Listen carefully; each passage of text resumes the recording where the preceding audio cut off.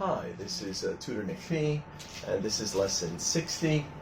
Today we're going to look at the difference between corpse, cadaver, and somebody's remains.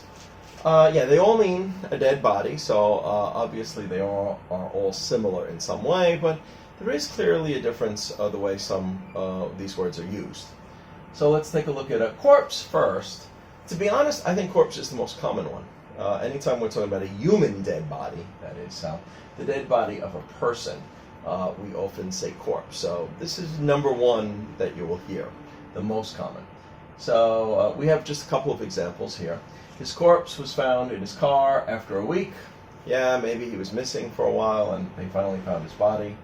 A jogger discovered a corpse while running by a bush early in the morning. Maybe somebody's body was in a park or left in a park. If that's where he died, I don't know. But anyway, that's where his corpse was found. Okay, cadaver. All right, again, a dead body, but especially one that may be dissected, like cut up, like what they do to a frog in high school when they're studying it. So that's cadaver is probably used the least, but it's used especially in this sort of situation. Many medical students practice on cadavers in medical school. Basically, yes, in medical school, when they're trying to practice, they cut open the bodies. They often have tests this way. Those bodies are usually referred to as cadavers, more commonly than anything else. Number two, they dissected the cadavers of some people who died of that disease to study its effects. Maybe it's some third world country or somebody, maybe they had no family and they specifically wanted to study it, look at it closer. That's probably the word they would use. All right, here we say that genius donated his body to science. Yeah, a lot of times you give your body to science, this is what might happen to it. So they dissected his brain after he died to see, was his brain any different than other people's brains? Why was he a genius? Okay, good. Again, that's the way we would use it, especially when they are dissected for cadaver. Okay, let's look at the last one. We talk about somebody's remains.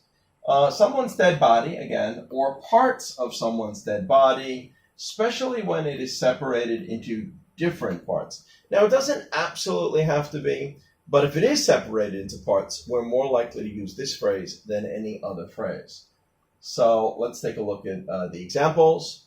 That soldier was killed by a bomb blast, and his remains were sent home so his family could have a funeral. Yeah, in this case, maybe an arm was blown off, or a leg was blown off, or maybe his body was in several parts.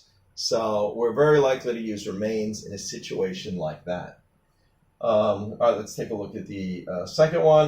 That accident victim was decapitated. Yeah, the head was cut off. And his remains were collected and sent to the morgue. Yeah, basically. So that's clearly the difference. All three of these may come up. They all mean a dead body. Corpse is the most common one. It's the most general one. Cadaver is used when the body's going to be cut up or dissected, especially or studied. And somebody's remains is more likely to be used if for some reason, somehow the body got separated into more than one part. We sometimes refer to somebody's remains. Okay. I hope that clarifies it. Thank you for your time. Bye-bye.